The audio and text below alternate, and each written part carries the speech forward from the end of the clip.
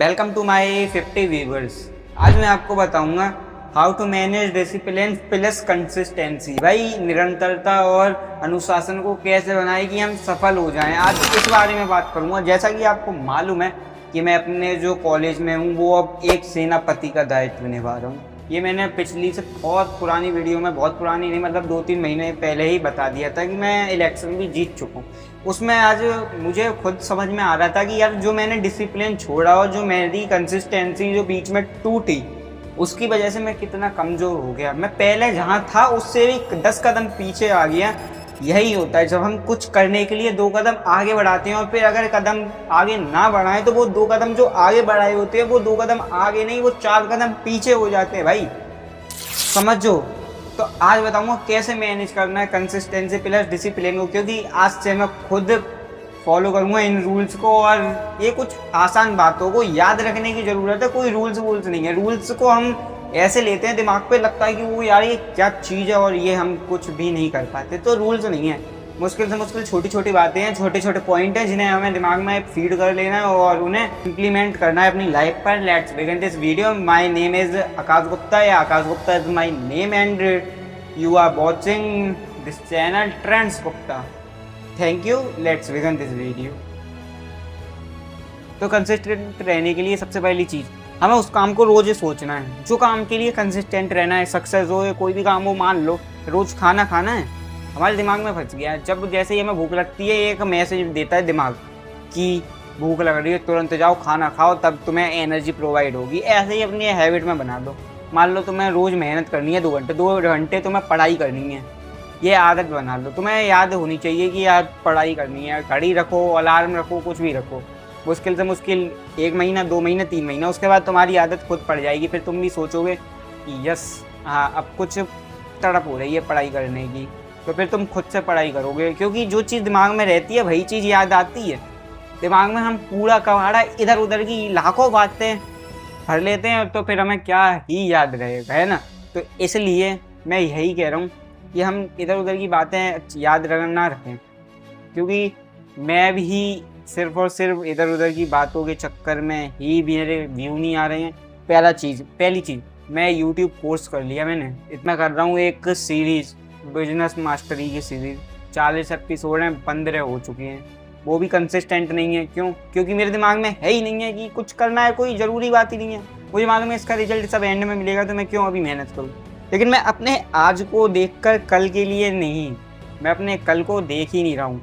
ये जो आज हमें ऐसा होता है, जो इंसान को दिखता है वही इंसान को लगता है। मुझे पता है कि आज आ जाए, कल की किसे मालूम है कल हो या ना हो। सबको ऐसा ही लगता है। भाई कल सबकी आती है, तुम्हारी भी आएगी। ये बताओ, रिचार्ज कराते समय ये सोचते हो कि अगले 1 महीने में क्या होगा? नहीं ना। तो बेधड़क होके कराते हो। कंपनी भी तुमसे 1 महीने पहले क्यों रिचार्ज मांग लेती है? 1 महीने का रिचार्ज क्यों देती है? वरना तो एक दिन का भी दे।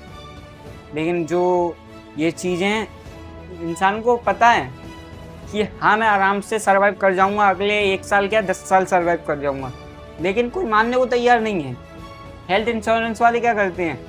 आपको नहीं पता है आपकी मरने की क्या संभावना है, लेकिन हेल्थ इंश्योरेंस वालों को पता है कि आपकी मरने की कब संभावना है। सॉरी टू से, क्योंकि भाई सारे जो लोग हैं ना, ये सब जो बीमा कंपनियाँ, इंश्योरेंस हैं, इन सबको पता है कब क्या होता है, इंसान की साइकोलॉजी क्या है, डिसिप्लिन में क्या होता है, कंसिस्टेंट रहना क्या होता है। और जिसके पास ये ब्रेन पावर है वो ग्रो कर रहा है। ग्रो करने का सीधा सिंपल अर्थ है कि हर टाइम कुछ ना कुछ सीखते रहो, सीख के अपनी लाइफ में इम्प्लीमेंट करो जो अच्छी चीज़ें हैं। ऐसा नहीं है जो आप जो अच्छा सीख रहे हो वो सबकी सब अपनी लाइफ में इम्प्लीमेंट करोगे तो फट जाओगे गुब्बारे की तरह। मैं नहीं कह रहा कि सारी अच्छी आदतें अपने अंदर उतार लो, लेकिन जो अच्छी आदतें तुम्हें लग रही है कि हाँ it is very important to my success life, उसके लिए आपको करना पड़ेगा ना। ऐसा तो है नहीं कि मुझे ही करना पड़ेगा, सब कुछ करना आपको पड़ेगा। तो कीजिए एंड बढ़िए, ग्रो कीजिए। सिंपल सी बात थी। मैंने इसमें कोई बहुत ही ज़्यादा ज्ञान नहीं दिया। अगर आपको कुछ मानना हो तो मानिए, मैंने कोई इसमें प्रेजेंटेशन कोई भी ज़्यादा बहुत ज्ञान नहीं दिया। तो सबसे पहले एक छोटी सी कहानी सुना रहा हूँ अपनी ही। तो सबसे पहले मालूम क्या हुआ था, जब मैंने कॉलेज में गया था 9th में। बहुत ही शॉर्ट स्टोरी है, सुन लेना पूरी, मुश्किल से मुश्किल 1 मिनट। जब 9th में गया था कुछ नहीं पता था, मैं एक अनजान एवरेज स्टूडेंट की तरह गया था, जो कि एक बच्चा होता है और बिल्कुल शांत बैठा रहता है और उसे कुछ नहीं मालूम होता, बिल्कुल इंट्रोवर्ट। अब जाके मैं कहीं थोड़ा थोड़ा एक्सट्रोवर्ट हो रहा हूँ, कन्वर्ट हो रहा हूँ। इंट्रोवर्ट से एक्सट्रोवर्ट होने में क्या मज़ा है, वो अलग ही मज़ा है, आगे बात करूँगा। लेकिन जब एक्सट्रोवर्ट हो रहा था तो मैं 9th में गया, तब मैं डिसिप्लिन हेल्पर था, ओनली ऑन। और वो भी मालूम है किसकी वजह से, अपने दोस्त की वजह से। उसने कही चल तुझे दिखा के लाऊं स्कूल का पार्लियामेंट। वो भी नया नया दोस्त था, अब तो वो स्कूल में भी नहीं है। तो उसने कही चल, मैं गया, मुझे यार सच में यार पोस्ट भी दे दी। मैंने कहा अरे।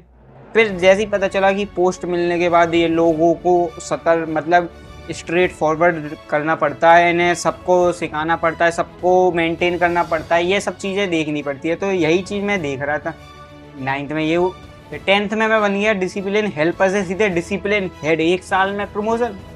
ठीक है, अब मैं जब 1 साल प्रमोशन हुआ, उस जो 1 साल में 10th में मैंने काफ़ी वीडियोस बनाई थी 10th में, आप जाके देख सकते हो, आज से कम 4 महीने पहले। अब वो सारी वीडियो देखो, चैलेंज से पहले चैलेंज किया था मैंने, इससे पहले वाली वीडियोस देखो, उसमें मैंने काफ़ी कुछ बताया और बहुत ही ज़्यादा बढ़िया बढ़िया बातें बताई हैं, क्योंकि मैं खुद उस टाइम बहुत ही ज़्यादा कंसिस्टेंट था और अब नहीं हूँ।